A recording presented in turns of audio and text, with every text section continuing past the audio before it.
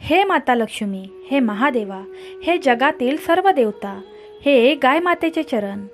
वसुबारसची ही कथा ऐकणाऱ्या भक्तावर अशी कृपा करा की त्याचे मनोइच्छित फळ त्याच्या भाग्यात वर्षभर फुलत राहो.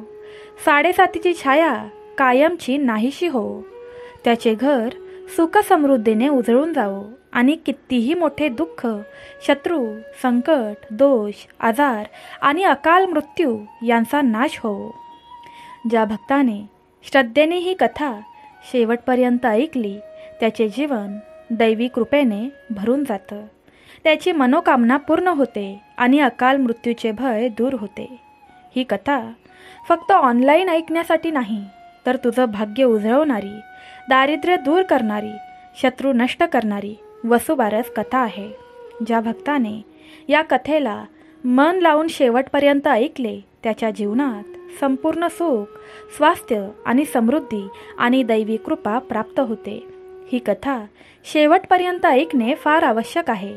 गरुड पुराण, भगवद्गीता किंवा इतर पवित्र ग्रंथांमध्ये लिहिल्याप्रमाणे अर्धवट ऐकणे म्हणजे ज्ञानाचा लाभ गमावणे. त्यामुळे प्रत्येक शब्द लक्षपूर्वक ऐका, श्रद्धेने मन गुंता आणि भक्तीच्या भावनेने अनुभव घ्या. वसुबारस दिवशी गोमातेचा आशीर्वाद मिळवण्यासाठी कमेंट बॉक्समध्ये गोमाता कृपा कर, माझ्या आयुष्यात सुख समृद्धी उगवू दे किंवा जय गोमाता हे पवित्र वाक्य टाईप करा.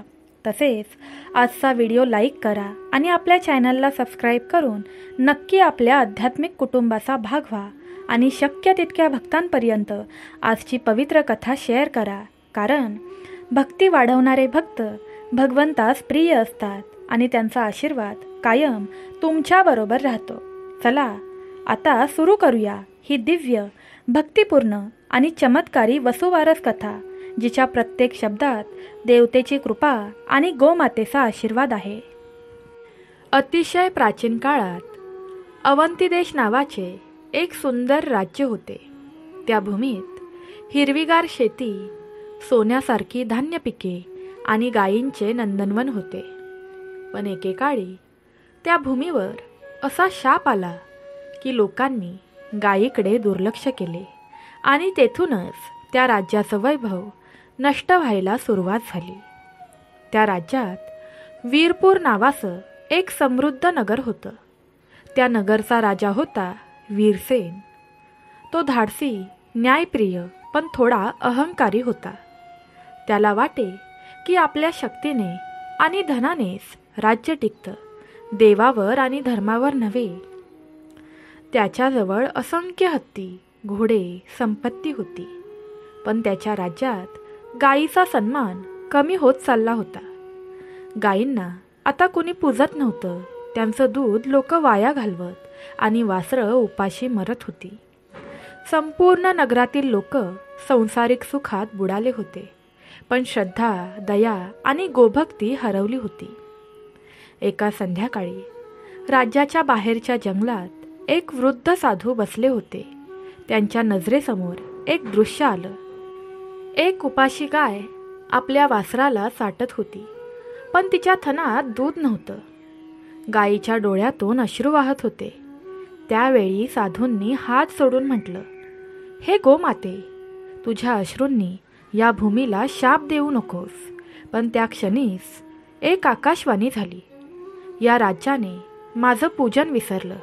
आता मीही यांचं वैभव विसरेन. 7 वर्ष या भूमीवर दुष्काळ येईल, संपत्ती नष्ट होईल आणि राजाचं सुख हरपेल. साधू भयभीत झाले.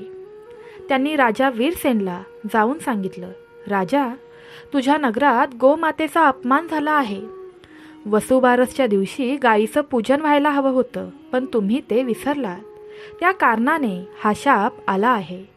राजा रागाने म्हणाला, साधू महाराज, गायी म्हणजे एक प्राणी. त्यांची पूजा करून राज्य वासेल असं तुम्हाला वाटतंय का? साधूंनी शांतपणे उत्तर दिलं, राजा, तू गायीचं महत्त्व जाणलं नाहीस. ती फक्त प्राणी नाही, ती मातेचं रूप आहे. तिच्या शरीरात सर्व देवतांचा वास आहे. तिचं पूजन म्हणजे संपत्तीचं पूजन, दयेचं पूजन. या भूमीत जिथे गायींचा अपमान होतो तिथून लक्ष्मीही निघून जाते. राजा हसला आणि त्या साधूला दरबारातून हाकलून दिलं आणि पुढच्या महिन्यापासूनच शाप सत्य ठरू लागला. आकाशात काळे ढग दाटून येत पण पाऊस पडत नसे. धान्य वाळून गेले, विहिरी कोरड्या पडल्या, लोक रडत होते, उपाशी मरत होते आणि राजा वीरसेनचं मनही व्यथित झालं. एका रात्री राजा झोपलेला असताना त्याला स्वप्न पडलं. तो एका अंधाऱ्या मैदानात उभा होता आणि तिथे शेकडो गायी त्याच्याकडे बघत होत्या. त्यांच्या डोळ्यातून अश्रू वाहत होते आणि एक दिव्य आवाज आला, तू आम्हाला विसरलास म्हणून तुझ्या भूमीत अंधार पसरला आहे. पण अजूनही वेळ गेली नाही. वसुबारसच्या दिवशी आमचं पूजन कर. प्रत्येक गायीला अन्न दे. तिच्या वासराला स्पर्श कर. तुझं राज्य पुन्हा सुवर्णमय होईल. राजा घामाघूम होऊन उठला. त्याचं मन कापू लागलं. सकाळी त्याने त्वरित त्या साधूला बोलावलं आणि हात जोडले. महाराज, मी चुकीचा होतो. मला वसुबारसचा खरा अर्थ शिकवा. साधूंनी हसून म्हटलं, राजा, वसुबारस म्हणजे वासर आणि बारस, गायी आणि वासराचं एकत्र पूजन. या दिवशी गोमातेचं दूध, तिच्या शेणाचं पूजन आणि तिच्या वासराला प्रेमाने अन्न दिलं की घरात लक्ष्मी स्थिर होते. जो भक्त या दिवशी गायीचं पूजन करतो त्याला साडेसाती, शत्रू, आजार, दारिद्र्य, संकट काहीच छेडत नाही.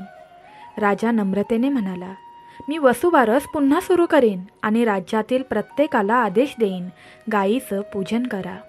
भक्तांनो, तुम्हाला ही कथा थोडी जरी आवडत असेल तर प्रेमाने कमेंट बॉक्समध्ये लिहा, मलाही वसुबारसची कथा आवडत आहे आणि आजची कथा लाईक करा. भक्तांनो, मग त्या वर्षीपासून वसुबारसच्या दिवशी संपूर्ण वीरपूर नगरात गायीचं पूजन झालं. स्त्रिया सुवासिक फुलांनी गायी सजवत होत्या. वासरांच्या गळ्यात हार बांधले होते. लोकांनी गोमाता की जय असा जयघोष केला. त्या रात्रीपासून आकाशात ढग दाटले आणि पाऊस सुरू झाला. धान्य पुन्हा उगवलं. लोक सुखी झाले आणि राजाला कळलं, देव माणसात नाही, तो गायीच्या नजरेतही असतो. जी गाय आनंदी आहे तिच्या आशीर्वादाने घरात सुख येतं. राजा वीरसेनने त्या वर्षी वसुबारस अतिशय भक्तिभावाने साजरी केली होती. राज्य पुन्हा फुलू लागलं होतं. पण राजाचं मन अजूनही एक दुःख घेऊन बसलेलं होतं. त्याची एकुलती एक कन्या, राजकन्या गौरी, लहानपणापासूनच आजारी होती. कितीही वैद्य आणले, कितीही औषधं दिली तरी तिच्या अंगात नेहमी अशक्तपणा, भीती आणि दुःख असायचं. ती दिवसेंदिवस फिकट होत चालली होती. राजा दररोज देवांना प्रार्थना करायचा, पण काहीच फरक पडत नव्हता.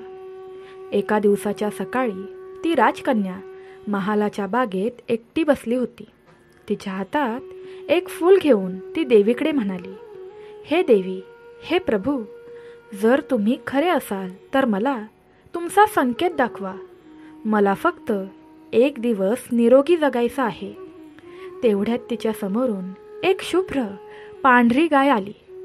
तिच्या गळ्यात सोन्याची घंटा, कपाळावर चंदन आणि तिच्या डोळ्यात असं तेज होतं की जणू सूर्यच उतरला आहे. गौरी स्तब्ध झाली. गायीने हळूच तिच्या अंगावर जीभ फिरवली आणि त्या क्षणी तिचं अंग तापाने जळत होतं ते थंड झालं. तिला एक अद्भुत गारवा जाणवला आणि ती झोपी गेली. स्वप्नात तिच्यासमोर तीच गाय उभी होती आणि एक दिव्य आवाज म्हणाला, मुली, मी गोमाता आहे. तुझ्या राजाने माझी उपासना पुन्हा सुरू केली म्हणून आता मी तुला आशीर्वाद देते. पण ऐक, तुझं आरोग्य केवळ माझ्या आशीर्वादाने नव्हे तर तुझ्या कर्म आणि दयेमुळे पूर्ण होईल. उद्या वसुबारस आहे.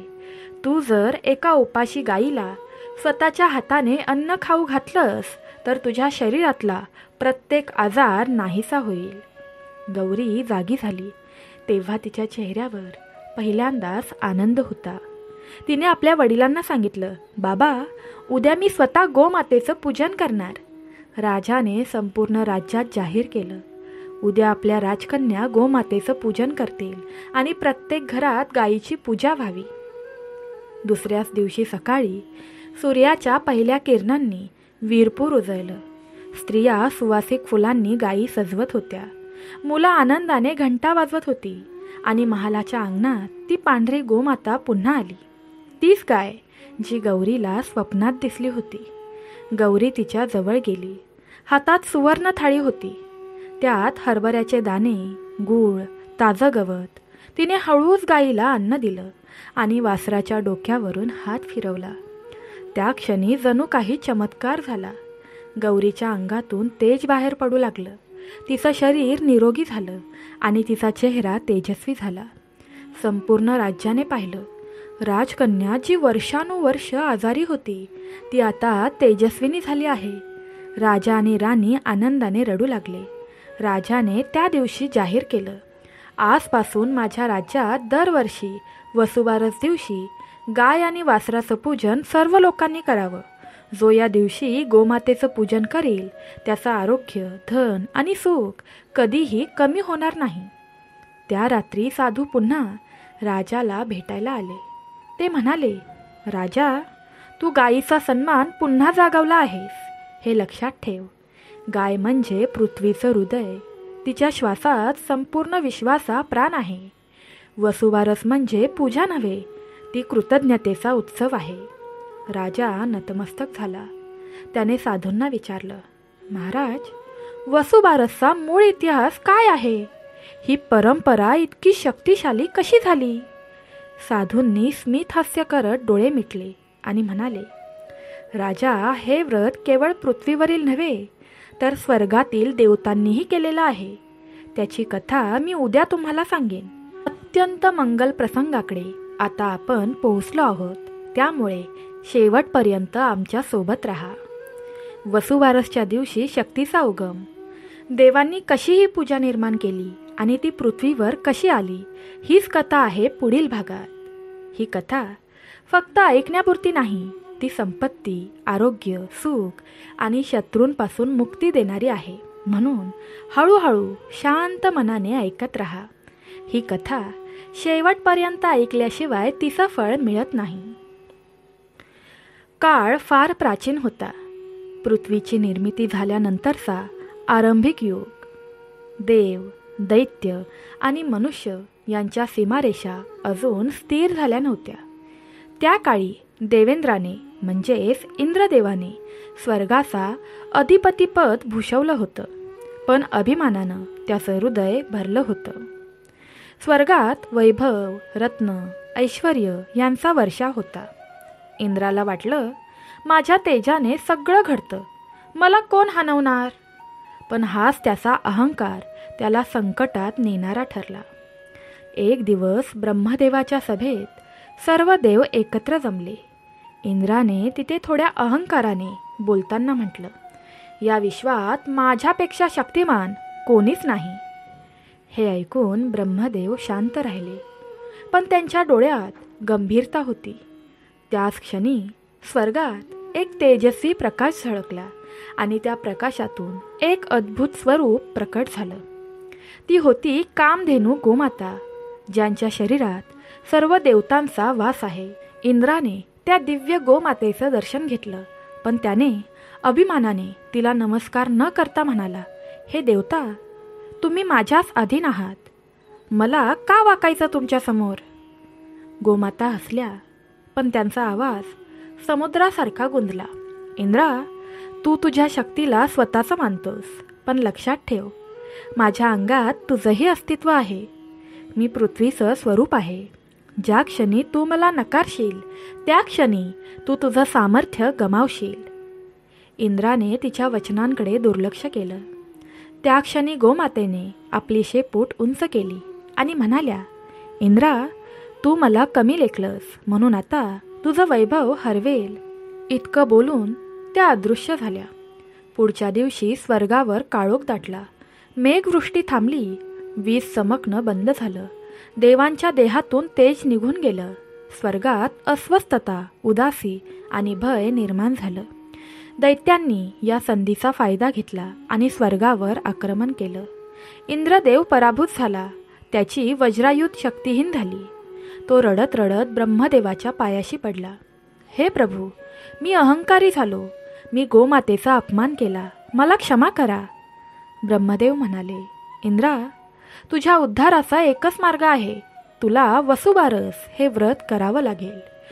ज्या दिवशी तू गोमातेचा सन्मान करशील, तिचं पूजन करशील, त्या दिवशी तुला पुन्हा तेज आणि वैभव प्राप्त होईल. इंद्राने विचारलं, हे व्रत कसं करायचं? ब्रह्मदेव म्हणाले, वसुबारस म्हणजे वासर आणि बारस, गाय आणि वासरूचं पूजन. त्या दिवशी तू गोमातेच्या पायांवर ताजं गवत ठेव. तिला गोड पदार्थ, गूळ आणि दाणे खाऊ घाल. तिच्या वासराला अन्न दे आणि गोमाते नमः असा मंत्र जप कर. तिला माता मानून तिचं आराधन कर. इंद्राने नम्रतेने मान डोलावली आणि स्वर्गातील सर्व देवांसोबत हे व्रत करण्यास सुरुवात केली. वसुबारसचा पहिला दिवस आला. स्वर्गातील मंद वारा सुगंधाने भरला. कामधेनू गोमाता पुन्हा प्रकट झाली. इंद्रदेव तिच्या समोर नतमस्तक झाला. त्याने हात जोडून प्रार्थना केली, हे गोमाते, माझ्या अहंकाराला क्षमा कर. तुझ्या चरणी नमस्कार करून मी माझं सर्व वैभव तुझ्या चरणी अर्पण करतो. मला तुझा भक्त होऊ दे. गोमाता आनंदाने म्हणाल्या, इंद्रा, जिथे नम्रता असते तिथेच देवत्व असतं. मी तुला आशीर्वाद देते. तुझं वैभव पुन्हा परत येईल. पण हे लक्षात ठेव, ज्या दिवशी पृथ्वीवरील लोक गायीचं पूजन करतील, त्या दिवशी मी त्यांना तुझ्यासारखं सुख, वैभव आणि शत्रूंवर विजय देईन. आणि त्या क्षणी आकाश पुन्हा गडगडायला लागेल. मेघवृष्टी सुरू होईल. देवांचे तेज परत येईल. आणि तसेच झाले. दुसऱ्या क्षणी आकाश पुन्हा गडगडायला लागला. मेघवृष्टी सुरू झाली. देवांचे तेज परत आले आणि इंद्रदेवाचा पराभव विजयात बदलला. त्या दिवसानंतर देवांनी वसुबारस साजरी करायला सुरुवात केली. गोमातेच्या चरणी अर्पण केलेल्या पहिल्या वसुबारस व्रताचं फळ होतं शत्रूंचा नाश, आरोग्य, संपत्ती आणि साडेसातीपासून मुक्ती. हीच परंपरा पृथ्वीवर आली जेव्हा इंद्राने ती राजश्री पृथ्वीला सांगितली. आणि तेव्हापासून प्रत्येक वर्षी दीपावलीपूर्वी वसुबारस साजरी केली जाते. गोमातेचा उत्सव, कृतज्ञतेचा दिवस आणि संपन्नतेचा आरंभ. आता आपण या दिव्य वसुबारस कथेत प्रवेश करतोय त्या टप्प्यावर जिथून खरी चमत्कारिक कृपा सुरू होते. तुम्हाला देखील तुमच्या भाग्यात चमत्कार व्हावा असं वाटत असेल तर प्रेमाने टाईप करा, गोमाता, माझ्या भाग्यात चमत्कार कर. हा भाग श्रद्धेची, परिवर्तनाची आणि गोमातेच्या कृपेने संपूर्ण आयुष्य कसं बदलतं याची कहाणी आहे. ही कथा जो भक्त पूर्ण श्रद्धेने ऐकतो त्याच्या घरातून गरिबी, आजार, चिंता, साडेसाती आणि शत्रूंचा अंधार कायमचा नाहीसा होतो. वसुबारसचा दिवस संपून गेला होता. राजकन्या गौरी आता तेजस्विनी झाली होती. तिचं आरोग्य पूर्वीपेक्षा उत्तम झालं होतं आणि तिच्या चेहऱ्यावर नेहमीच एक दिव्य तेज झळकत असे. लोक म्हणू लागले, गोमातेचा आशीर्वाद जिथे असेल तिथे आजार, गरिबी, दुःख तग धरूच शकत नाही. राजा वीरसेन रोज सकाळी आपल्या अंगणात गायींचं पूजन करू लागला. पण त्याची कन्या गौरी मात्र रोज गावातील गरीब लोकांच्या गायींकडे जाऊन त्यांना अन्न द्यायची आणि प्रेम द्यायची. तिला वाटायचं फक्त पूजन नव्हे, गोसेवा ही खरी भक्ती आहे. ती रोज एका म्हाताऱ्या गायीकडे जायची. तिचं नाव होतं सुरभी. ती गाय आता खूप म्हातारी झाली होती. चालताना थरथर कापायची. गौरी रोज तिच्या पाठीवरून हात फिरवायची. तिच्या वासराला दूध पाजायला मदत करायची. आणि हळूहळू त्या म्हाताऱ्या गायीचं आरोग्य सुधारायला लागलं. संपूर्ण राज्यात हा प्रसंग चमत्कारासारखा पसरला. एका रात्री गौरीने पुन्हा स्वप्नात गोमातेचं दर्शन घेतलं. गोमाता त्यावेळी सोन्याच्या तेजाने न्हाऊन निघाली होती आणि तिच्या आसपास प्रकाशाचे वलय होते. त्यांनी हसत म्हटलं, गौरी, तू माझी खरी कन्या आहेस. तुझ्या दयाळूपणाने आणि भक्तीने माझं हृदय आनंदित झालं आहे. मी तुला एक वर देते. जिथे तू गायींचं पूजन करशील तिथे दारिद्र्याचा नाश होईल आणि जिथे तू गोसेवा करशील तिथे लक्ष्मी स्वतः येऊन स्थिर होईल. गौरी नम्रपणे म्हणाली, माते, मला माझं सुख नको, मला फक्त माझ्या प्रजेला सुख द्यायचं आहे. गोमाता प्रसन्न झाल्या आणि म्हणाल्या, मग ऐक, उद्या पहाटे एक नवा सूर्योदय होईल. तू त्यावेळी गोसेवेचा संकल्प कर. त्या क्षणी संपूर्ण वीरपुराचं रूपांतर होईल. दुसऱ्या दिवशी पहाटे संपूर्ण वीरपूर झोपेत असताना राजकन्या गौरी महालाच्या बाहेर आली. तिच्या हातात एक पवित्र मातीचा कलश होता. त्यात गोमूत्र, दूध आणि गंगाजल एकत्र मिसळलेलं होतं. मग ती नंगे पाय, म्हणजे पायात काहीही न घालता, त्या म्हाताऱ्या गाय सुरभीच्या जवळ गेली. तिने तिच्या कपाळावर चंदन लावलं आणि मनोभावे म्हटलं, हे गोमाते, माझ्या राज्यातील प्रत्येक घरात सुखशांती आणि आरोग्य नांदो. त्या क्षणी जणू आकाशात प्रकाशाचा स्फोट झाला. राज्यभर दिव्य सुवास पसरला. संपूर्ण वीरपूर झगमगू लागलं. घराघरात दीप स्वतः पेटले. शेतात झाडांना नवजीवन मिळालं. लोकांच्या अंगातील रोग नाहीसे झाले. आणि सर्वात मोठा चमत्कार म्हणजे राज्याच्या सीमेवर जिथे 7 वर्ष पाऊस पडला नव्हता, तिथे काळे मेघ दाटून आले आणि मुसळधार पाऊस सुरू झाला. धान्य उगवलं, नद्या भरल्या आणि लोकांनी आनंदाने जयघोष केला. जय गोमाते, जय गौरी देवी. त्या दिवशी राजाने संपूर्ण राज्यात जाहीर केलं, आजपासून आपल्या राज्यात गौरी वसुबारस महोत्सव दरवर्षी साजरा केला जाईल. त्या दिवशी प्रत्येक घरात एक गाय वासरासह पूजली जाईल आणि गरीब उपाशी लोकांना अन्न दिलं जाईल. संपूर्ण वीरपूर राज्य बदललं गेलं. लोक आता अहंकारी नव्हते. प्रत्येकाच्या मनात दया आणि गोभक्ती होती. राजकन्या गौरीला लोक गोमातेचं रूप म्हणू लागले. तिच्या दर्शनाने आजार बरे व्हायचे. तिच्या आशीर्वादाने गरिबांना धन लाभायचं. त्या रात्री पुन्हा एकदा गोमाता स्वप्नात प्रकट झाल्या आणि म्हणाल्या, गौरी, तू पृथ्वीवरील माझं कार्य पूर्ण केलंस. आता वसुबारस हा दिवस कायमचा पवित्र राहील. जो या दिवशी गोसेवा करील त्याला 7 जन्माचं पुण्य मिळेल. जो श्रद्धेने माझी पूजा करेल त्याच्या घरातून गरिबी नाहीशी होईल. शत्रू त्याचं काहीच वाकडं करू शकणार नाही आणि 7.5चा दाहही त्याला स्पर्श करणार नाही. गौरीच्या डोळ्यातून अश्रू वाहू लागले. ती म्हणाली, माते, तू माझ्यावर अनंत कृपा केलीस. गोमाता हसल्या आणि तेजस्वी प्रकाशात विलीन झाल्या. त्या क्षणी आकाशात घंटा वाजू लागल्या आणि संपूर्ण वीरपूर राज्य सुवर्ण प्रकाशात न्हाऊन निघालं. त्या दिवसानंतर वीरपूर राज्याला गोपुरी म्हटलं जाऊ लागलं, कारण त्या भूमीवर प्रत्येक घरात गोसेवा, भक्ती आणि संपन्नता नांदत होती. राजकन्या गौरी वृद्धापकाळापर्यंत गोसेवा करत राहिली आणि तिच्या देहत्यागानंतर आकाशात दिव्य आवाज आला. ज्याने वसुबारसची कथा श्रद्धेने ऐकली त्याच्या घरात मी स्वतः वसतेन. त्या रात्री गावात काळोख दाटला होता. आकाशात चंद्र नव्हता, पण अनंत तारकांनी जणू स्वर्गातील दीपज्योतींसारखा नाजूक प्रकाश पसरवला होता. धनाजी त्या दिवशी पूर्ण दिवस उपवास करून गाय मातेची पूजा करत होता. त्याच्या घरात फक्त एका कोपऱ्यात जुने तांदूळ आणि थोडे दूध उरले होते. त्याने तेच दूध गायीसमोर ठेवले आणि हात जोडून म्हणाला, गाय माते, मला काहीच नको, पण माझ्या आयुष्यातील अंधार जसा आहे तसा तुमच्या पायाशी मी अर्पण करतो. तुम्ही मला एक किरण द्या जो माझं आयुष्य कायमचं उजळवेल. ते म्हणताच वातावरणात मंद वारा सुटला. समोर उभी असलेली गाय, ज्याचं नाव गोमाता नंदिनी होतं, तिच्या कपाळावरून तेज झळकू लागलं. धनाजी थक्क झाला. त्याने आपले डोळे सोडले, पण दृश्य खरेच होते. गोमातेच्या अंगावरून दिव्य सुवर्ण प्रकाश झिरपत होता. तिच्या मुखातून मधुर आवाज उमटला, धन्या, तुझं दुःख संपलंय, कारण तू आज मला नव्हे तर स्वतःमधील श्रद्धेला पूजला आहेस. ज्या दिवशी माणूस आपल्या अंतरात्म्यातील गोमातेचा सन्मान करतो त्या दिवशी देव त्याच्याशी बोलतो.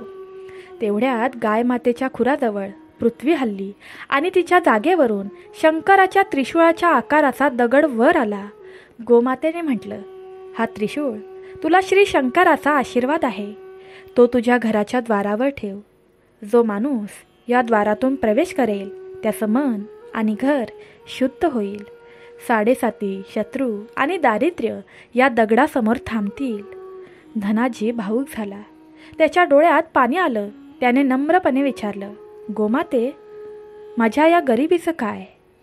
माझं आयुष्य जसं कोरडं झालं आहे तसं माझं नशीबही आहे. गोमातेने त्याच्याकडे प्रेमाने पाहत म्हटलं, धन्या, नशीब कोरडं नसतं. ते श्रद्धेच्या पाण्याने ओलं केलं की फुलतं. उद्या वसुबारसचा दुसरा प्रहर सुरू होताच तुझ्या घरात लक्ष्मी येईल. पण लक्ष्मी सोन्याच्या रूपात नाही, तर तुझ्या श्रमाच्या फळात प्रकट होईल. तू ज्या शेतात वर्षानुवर्ष मेहनत घेतलीस त्याच ठिकाणी माझ्या कृपेने दुधासारखा शुभ्र झरा उगम पावेल. त्या झऱ्यातील पाणी तुला आणि गावकऱ्यांना धन, आरोग्य, सुख आणि शांतता देईल. दुसऱ्या दिवशी पहाटे धनाजीने जसे सांगितले तसेच केले. तो त्रिशूळाकार दगड त्याने घराच्या दारात ठेवला आणि जेव्हा सूर्य उगवला गावभर एक विचित्र शांतता होती. लोकांना वाटलं वारा थांबला आहे. पण अचानक सगळ्या गायी एकत्र रंभायला लागल्या आणि धनाजीच्या शेतातून गोड दुग्धासारखा झरा वाहू लागला. गावकरी धावत आले. कोणी म्हणाले, हे काय, देव चमत्कार आहे. कोणी म्हणाले, गाय माते धनाजीवर प्रसन्न झाल्या. तो झरा गावाला केवळ पाणीच नव्हे तर संपन्नता आणि शांती देऊ लागला. ज्यांनी त्या झऱ्याचं पाणी प्यायलं त्यांच्या घरात भांडणं थांबली, आजार दूर झाले आणि साडेसातीसारखी अडचणही कमी झाली. धनाजी गायीसमोर उभा राहून म्हणाला, गोमाते, तुमचे उपकार मी कधीही फेडू शकणार नाही. पण मी वचन देतो, दरवर्षी वसुबारसच्या दिवशी तुझं पूजन केल्याशिवाय माझ्या घरात दीप लावला जाणार नाही. त्या क्षणी आकाशातून मंद आवाज आला, धन्या, वचन पाळ. कारण जिथं गायीचा सन्मान होतो तिथे लक्ष्मी आणि शिव दोघेही कायम वास्तव्य करतात. आणि त्या दिवसापासून धनाजीच्या घराला आणि गावाला गोमंगळपूर असं नाव मिळालं. हीच ती वसुबारसची दिव्य सुरुवात, जिथून गायमातेच्या पूजनाने शापमुक्ती आणि दारिद्र्यनाश यांची परंपरा सुरू झाली. धनाजीच्या गावात आता गोडवा पसरला होता. जिथे एकेकाळी भुकेने आणि चिंतेने लोक झोपत नव्हते तिथे आता प्रत्येक घरातून गोमाते की जय असा घोष ऐकू येऊ लागला होता. गायमातेच्या कृपेने उगवलेला दुधासारखा शुभ्र झरा संपूर्ण गावाचं जीवन बदलून गेला होता. एके दिवशी सकाळी धनाजी त्या झऱ्याजवळ बसून ध्यान करत होता. त्याने डोळे मिटले आणि हात जोडून गायमातेचे स्मरण केले. त्या क्षणी आकाशात एक तेजस्वी किरण प्रकट झाला आणि त्या प्रकाशातून एक दिव्य रूप खाली उतरलं. अंगावर सुवर्णकांती, हातात कमळ आणि मुखावर शांत हसू. त्या होत्या महालक्ष्मी देवी. धनाजी भीतीने जमिनीवर नतमस्तक झाला. देवीने त्याच्या डोक्यावर हात ठेवत म्हटलं, उठ धन्या, मी तुझ्या भक्तीने प्रसन्न झाले आहे. मीच ती शक्ती आहे जी गायमातेच्या रूपात पृथ्वीवर वास करते. तुझ्या श्रद्धेने तिचे पूजन केलंस, त्याच भक्तीने तू मला प्राप्त केलंस. धनाजी म्हणाला, माते, मी फक्त गायमातेचा आश्रय घेतला. मला माहीत नव्हतं की त्या तुमचं स्वरूप आहेत. लक्ष्मी देवी हसल्या. त्यांच्या डोळ्यातून करुणा ओसंडून वाहत होती. त्या म्हणाल्या, गाय ही पृथ्वीची माता आहे आणि मी तिच्या अंतःकरणात वसते. ज्याने गायमातेचं पूजन केलं तो मला थेट पुजतो. पण या सत्याचं ज्ञान लोक विसरले आहेत. म्हणूनच वसुबारसचा दिवस पृथ्वीवर अवतरला, जेणेकरून माणूस देवत्वाची पहिली ओळख आपल्या गायीमधून करेल. त्या क्षणी आकाशातून मंद शंखनाद झाला. धनाजीच्या समोर गायींचा मोठा कळप प्रकट झाला. त्या सगळ्या गायी सुवर्णकांतीने झळकत होत्या. लक्ष्मी देवीने हात वर करून आशीर्वाद दिला. या गायी केवळ जनावरं नाहीत, या विश्वाच्या माता आहेत. या सर्वांचा उगम स्वर्गलोकात झाला होता. एकदा इंद्राच्या दरबारात या गायींच्या संगोपनावरून देवतांमध्ये कलह झाला. त्यावेळी मी वचन दिलं होतं, जेव्हा पृथ्वीवर पुन्हा श्रद्धा जागृत होईल तेव्हा मी स्वतः गायींच्या रूपात अवतरून त्या लोकांचा उद्धार करीन, जे श्रद्धेने त्यांना माता मानतील.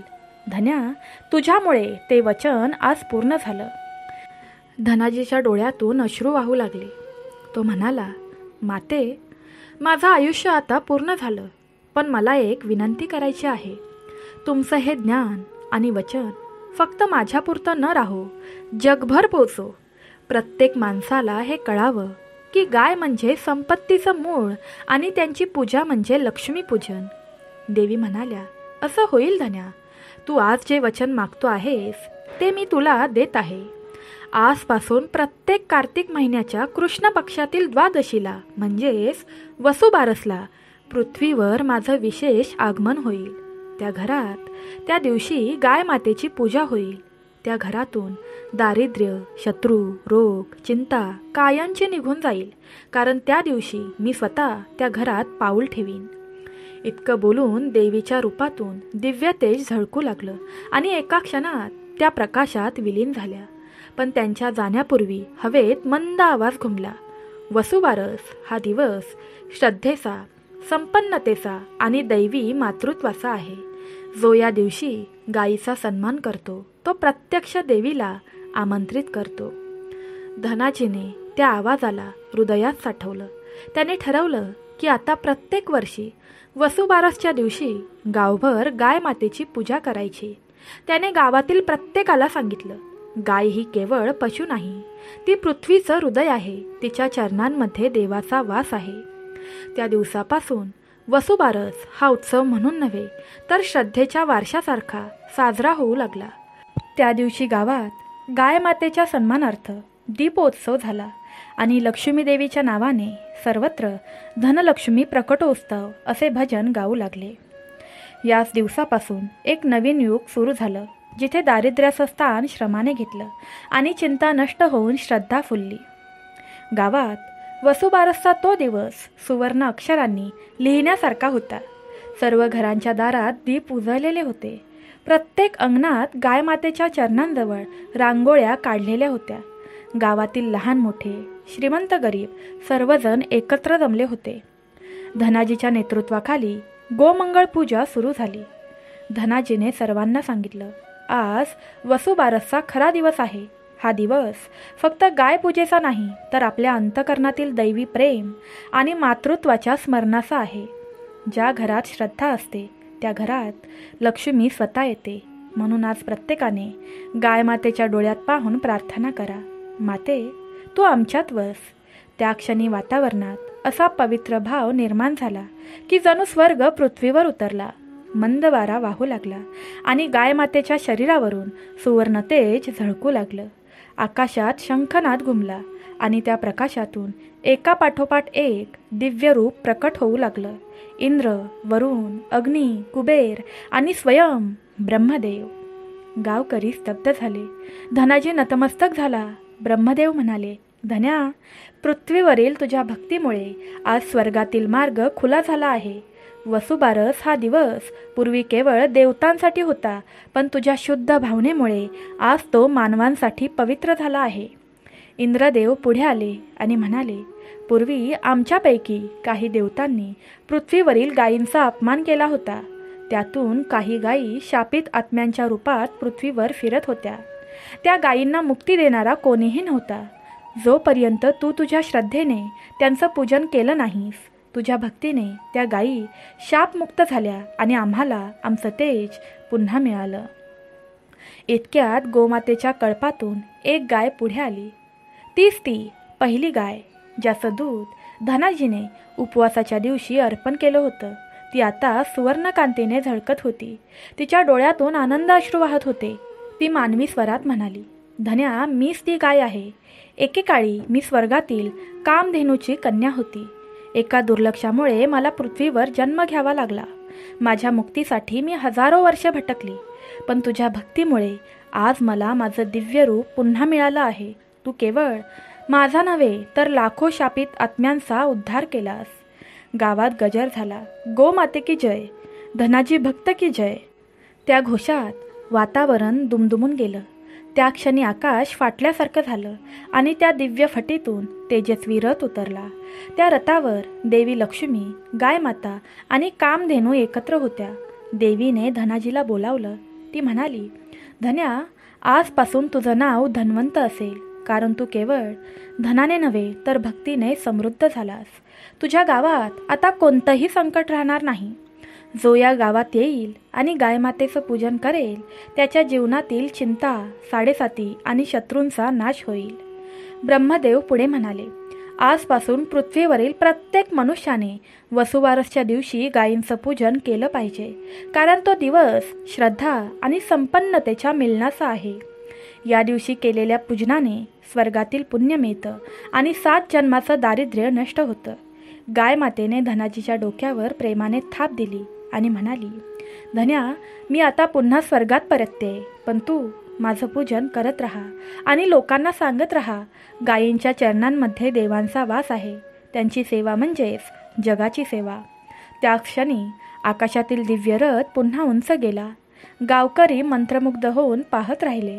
आकाशात सुवर्ण वर्षाव झाला आणि त्या सुवर्ण कणांनी गावभर प्रकाश पसरवला. त्या सुवर्ण कणांना गो आशीर्वाद म्हटलं गेलं. ज्यांच्या अंगावर ते पडले त्यांचं आयुष्य बदललं. त्या दिवसानंतर गोमंगळपूर गावात कुणालाही दुःख, दारिद्र्य व शत्रूंचा त्रास राहिला नाही. गावाच्या सीमेवर लावलेले त्रिशूळ दगड दिव्य तेजाने झळकत राहिले आणि तिथून दृष्ट शक्तींचा परावृत्त झाला. अशा रीतीने वसुबारसचा खरा अर्थ उलगडला. ही केवळ गायींच्या पूजनाची प्रथा नाही, तर श्रद्धेच्या माध्यमातून स्वर्ग आणि पृथ्वी यांचं मिलन आहे. आकाशात तो दिवस पुन्हा उजाडला. कार्तिक महिन्याचा पवित्र द्वादशी दिवस. गावभर गायींचा गजर, घंटांचे नाद आणि स्त्रियांच्या ओव्या गुंजत होत्या. गोमंगळपूर आता एक साधं गाव नव्हतं, ते एक तीर्थक्षेत्र झालं होतं. प्रत्येक घराच्या दारात त्रिशूळाकार दगड ठेवलेले होते, ज्या धनाजीला आता धन्वंत गाय मातेने दिला होता. त्या दगडांवर दिव्य तेज प्रकट होत होतं आणि प्रत्येक दिव्यतेचे मूळ एकच, श्रद्धा. त्या दिवशी धन्वंत पहाटे उठून नदी किनारी गेला. त्याचं मन शांत होतं. तो म्हणाला, हे परमेश्वरा, माझं आयुष्य गायमातेच्या कृपेने अर्थपूर्ण झालं, पण आज मला एकच इच्छा आहे. मी त्या दिव्य क्षणाचा साक्षीदार व्हावं, ज्या क्षणी देवी लक्ष्मी, भगवान शंकर आणि गाय माता एकत्र येतील. कारण श्रद्धा, शक्ती आणि शांती ही तिन्ही एकत्र आली तर जगातील सर्व दुःख संपेल. त्याच वेळी नदीचं पाणी मंद प्रकाशाने झळकू लागलं. पाण्यावर तरंगणारे कमळ जणू सोन्याच्या ज्योतींसारखे चमकू लागले आणि त्या जलातून उगम झाला श्री शंकराचा. त्रिशूळ हातात, गळ्यात नाग, पण मुखावर अपार शांतता. त्यांच्या मागोमाग देवी लक्ष्मी प्रकट झाली, सुवर्ण कांतीने उजळलेली, आणि त्यांच्या चरणांजवळ गोमाता कामधेनू उभी होती. ती त्रिमूर्ती ज्या क्षणी पृथ्वीवर उभी राहिली तेव्हा आकाशात घंटानाद झाला आणि भूमीतून दिव्य सुवास दरवळला. शंकर म्हणाले, धन्वंत, तू या पृथ्वीवर श्रद्धेचा दीप लावला आहेस, पण लक्षात ठेव, श्रद्धा आणि कर्म दोन्ही एकत्र असली पाहिजेत. फक्त पूजन नव्हे तर गायींची सेवा, संगोपन आणि प्रेम हेच खरे पूजन आहे. लक्ष्मी देवी म्हणाल्या, ज्या घरात गायींची सेवा केली जाते तिथे मी स्वतः वास्तव्य करते. जो माणूस आपल्या कमाईतून गायींसाठी अन्न, पाणी किंवा आसरा देतो त्यांचं दारिद्र्य सदैव नष्ट होतं. गोमातेने त्या दोघांकडे प्रेमाने पाहून म्हणाल्या, मी या दोघींच्या शक्तीचं माध्यम आहे. शंकर म्हणजे सहार, जो दुःख, चिंता आणि साडेसाती नष्ट करतो. लक्ष्मी म्हणजे समृद्धी, जी प्रेम आणि आनंद देते. पण माझ्या रूपात हे दोघे एकत्र येतात. म्हणून वसुबारस हा दिवस केवळ एका देवीचा नव्हे तर दैवी त्रिसंयोगाचा दिवस आहे. धन्वंत प्रेमाने म्हणाला, माते, हे सर्व जगाने जाणावं अशी माझी इच्छा आहे. या दिवसाचं स्मरण प्रत्येक जीवाला असावं की श्रद्धा, सेवा आणि भक्ती हीच खरी पूजा आहे. भगवान शंकर हसले. ते म्हणाले, तसंच होईल. आजपासून प्रत्येक वर्षी या दिवशी वसुबारस साजरी होईल. जो भक्त या दिवशी गायमातेची पूजा करेल तो 7 जन्मातील साडेसाती, शत्रू आणि गरिबीपासून मुक्त होईल. त्याच्या घरात मी, लक्ष्मी आणि गायमाता तिघेही प्रवेश करू. तेव्हा देवी लक्ष्मीने आपलं एक कमळ धन्वंताच्या हातात ठेवून म्हणाल्या, हे कमळ गो समृद्धी कमळ म्हणून ओळखलं जाईल. ज्या घरात या कमळाचं स्मरण केलं जाईल तिथे नेहमी सुख शांती राहील, आणि ज्या घरात गाय मातेची पूजा नित्य केली जाईल, तिथे लक्ष्मी कधीही कमी पडणार नाही. गोमातेने सर्व गावकऱ्यांकडे पाहून म्हटलं, भक्तांनो, मला फक्त तुमचं प्रेम हवं आहे. सोनं, हिरे, मणी काहीच नको. माझं जे दूध, शेण, मूत्र आहे तेच पृथ्वीचा प्राण आहे. त्याचा सन्मान करा, त्याचं दान करा. माझ्या नावाने जे कृत्य होईल ते देवकृत्य ठरेल. तेवढ्यात आकाशात पुन्हा तेज पसरलं आणि त्या त्रिमूर्तीचं रूप प्रकाशात विलीन झालं. पण त्या प्रकाशाने आकाशात एक नवीन चिन्ह तयार झालं. एक त्रिशूळ, कमळ आणि गाय मातेचं मुख असलेलं तेज चक्र. त्या दिव्य चिन्हाला वसुबारस यंत्र म्हटलं गेलं. गावातील लोक आनंद अश्रूंनी रडू लागले. धन्वंतने सर्वांना सांगितलं, आजचा दिवस आपल्या सर्वांचं नवजीवन आहे. आजपासून कुणालाही चिंता, साडेसाती किंवा शत्रूंची भीती नाही. कारण आज आपण गायमातेच्या चरणांशी जोडले गेलो आहोत. त्या दिवसापासून संपूर्ण भारतात वसुबारस हा उत्सव पसरला. गायीच्या डोळ्यातील ममता, भक्ताच्या हृदयातील श्रद्धा आणि देवतांच्या आशीर्वादाने हा दिवस समृद्धी आणि शांतीचा व्रत म्हणून ओळखला गेला. ज्या घरात त्या दिवशी गायमातेची पूजा केली गेली तिथे शत्रूंचा नाश झाला. साडेसातीची छाया नाहीशी झाली. आजार, चिंता, कर्ज यांचा अंत झाला आणि सर्वात महत्त्वाचं प्रेम आणि समाधानाचं नंदनवन फुललं. धन्वंत शांतपणे गायमातेच्या चरणांजवळ बसला आणि म्हणाला, हे परमेश्वरा, आज मला समजलं, श्रीमंती वस्तूंमध्ये नसते, ती गायीच्या डोळ्यात दिसते. जिथं ममता आणि करुणा आहे तिथंच देव आहे. आकाशात घंटा वाजल्या, मंद शंखानाद झाला आणि गायमातेच्या डोळ्यातून आनंद अश्रू वाहू लागले. त्या क्षणी ब्रह्मनाद घुमला. वसुबारस, श्रद्धेचा विजय आणि दारिद्र्याचा पराभव. हीच ती वसुबारसची प्राचीन कथा, जी शिकवते की देव शोधायचा नाही, तो प्रत्येक जीवाच्या सेवेत आहे. गाय ही पृथ्वीची माता आहे. तिचं पूजन म्हणजे स्वर्गाचं दार उघडणं आहे. श्रद्धा, सेवा आणि प्रेम ही संकटावरची खरी उपाययोजना आहे. ज्याने ही कथा श्रद्धेने ऐकली, वाचली किंवा सांगितली त्याच्या घरात दारिद्र्य, शत्रू आणि दुःखाचा प्रवेश कधीच होणार नाही. जय गोमाते, जय लक्ष्मी, हर हर महादेव. तर प्रेमळ भक्तांनो, आजची वसुबारस कथा तुम्हाला आवडली असल्यास आपल्या कमेंट बॉक्समध्ये हर हर महादेव, जय माता लक्ष्मी, गोमाते की जय कमेंट करायला विसरू नका. तसंच तुम्ही जर आपल्या चॅनलवर नवीन असाल तर आपल्या चॅनलला सबस्क्राईब करा. तसंच तुमच्या समोर दिसणाऱ्या घंटीवर क्लिक करा, जेणेकरून येणारे नवनवीन व्हिडिओ सर्वात पहिला तुमच्यापर्यंत पोहोचतील. सर्वांनी तुमची काळजी घ्या. गोमाते की जय. श्री स्वामी समर्थ. जय माता लक्ष्मी. हर हर महादेव.